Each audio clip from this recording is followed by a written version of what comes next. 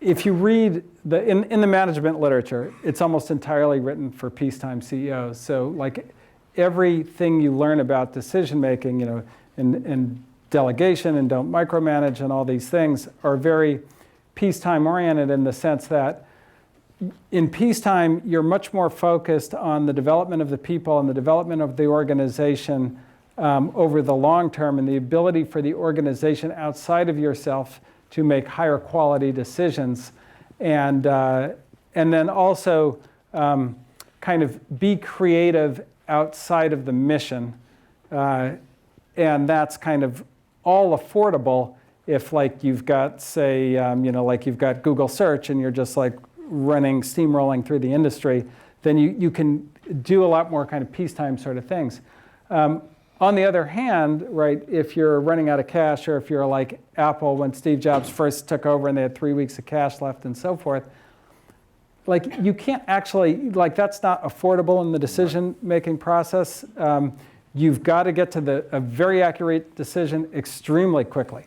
And that's when you kind of have like that's when the wartime techniques come into play.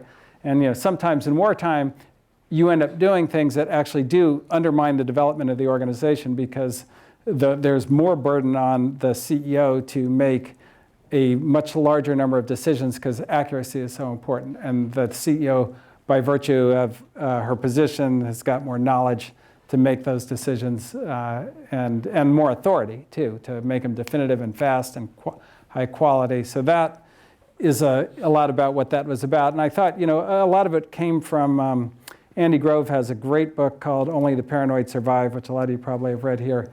But there's a part of it where he talks about when he turned Intel from the memory business into the CPU business, which is like a real wartime story. Like it's like, okay, like I walked into the room and I was like, okay, what would we do if I was fired tomorrow and then like somebody came in to replace me, and then my whole staff was fired and replaced all of them? What would they do with the business?